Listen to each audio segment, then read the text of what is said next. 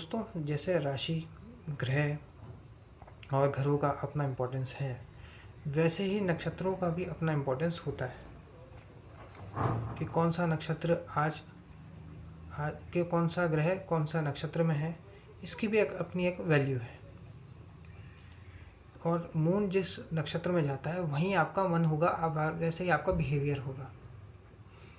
इसलिए नक्षत्रों से आप सामने वाले का बिहेवियर देख सकते हैं, आप जो है उसका प्रोफेशन देख सकते हैं, उसके लिए फेवरेबल क्या है क्या नहीं है, वो भी आप नक्षत्र से रिलेटेड चीज़ों से देख सकते हैं।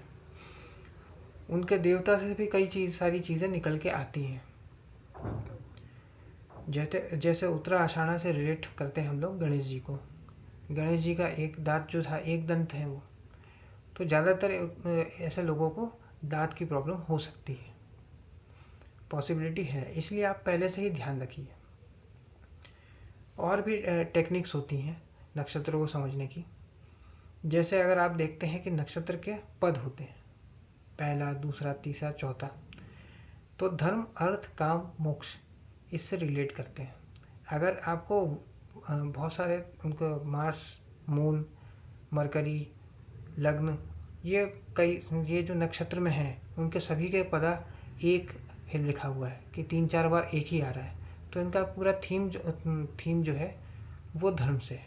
इनको धर्म के काम करने चाहिए। यदि 2 आ रहा है तो इनका जो थीम ऑफ लाइफ है वो पैसा है। अगर 3 ज़्यादा आ रहा है तो समझ लीजिए कि इनको इच्छा पूर्ति करने की ज़रूरत है। और अगर 4 आता है तो इनको मोक्ष के लिए काम करना ज़रूरी है, इनके लिए वही इम्पोर्टेंट है। इसी प्रकार हर नक्षत्र का अपना स्वभाव होता है। कोई तीक्ष्ण होता है, कोई एग्रेसिव होता है, कोई स्थिर होता है, कोई मूवेबल होता है। मूवेबल रहेगा तो आपको बार बार ट्रैवल करनी पड़ेगी, या कोई ऐसा काम करना पड़ेगा जो आपको ट्रैवलिंग करवाए। जैसे आपने मैस खोला तो आप ऐसे डिलीवरी बॉय को रख सकते हैं जिसका मूवेबल नक्षत्र में आता है। आप गूगल करेंगे आपको मिल जाएगा कौन सा स्थिर होता है, कौन सा मूवेबल होता है, उससे आप अंदाज़ा लगा सकते हैं कि इनका थीम ऑफ लाइफ क्या है।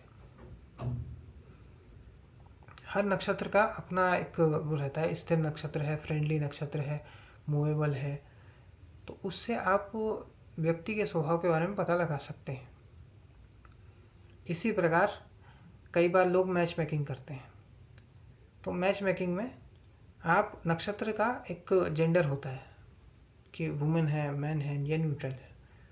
मृगशिरा और शतभिषा जो है वो न्यूट्रल होते हैं, और बाकी जो है आपको उसमें दिख जाएगा कि वो मैन होता है या वुमेन होता है। अगर वो वुमेन है तो वो थोड़ा ज़्यादा एडजस्ट करने वाला होगा, और मैन है तो थोड़ा डोमिनेटिंग नेचर का होगा।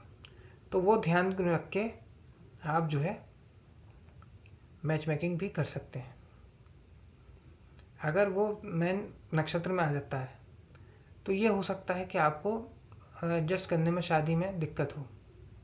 इसलिए इसका ध्यान रखें, मैच मेकिंग में बहुत इम्पोर्टेंट है। कई लोग ये पूछते हैं कि ग्रहण का हमारे पर क्या इम्पैक्ट करेगा। तो जिस दिन ग्रहण लगा, जैसे लास्ट जो सूर्य ग्रहण लगा था वो धनिष्ठा नक्षत्र में लगा था। अब मून जब जब धनिष्ठा नक्षत्र में आएगा अगले 6 महीने के लिए, उस दिन कोई महत्वपूर्ण कार्य नहीं करना है।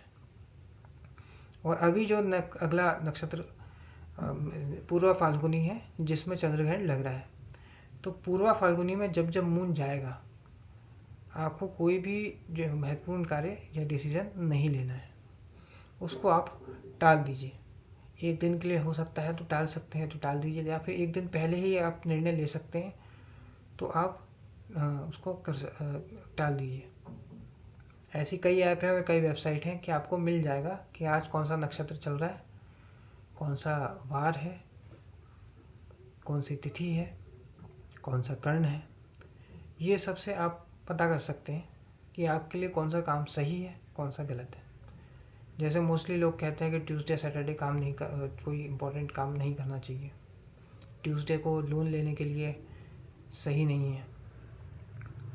ऐसे ही लोग बोलते हैं, तिथियों का भी बोलते हैं कि चतुर्थी, चतुर्दशी और नवमी जो होती है वो रिक्त तिथि होती है। उसमें यदि कोई भी आप कार्य करते हैं तो उसका कोई फल होता नहीं है। तो इन सब चीज़ों को ध्यान में रख के ही आप काम को कर सकते हैं। इस वीडियो में इतना ही। अगर ये वीडियो आपको पसंद आए तो वीडियो को लाइक करें, शेयर करें और चैनल को सब्सक्राइब करें। धन्यवाद।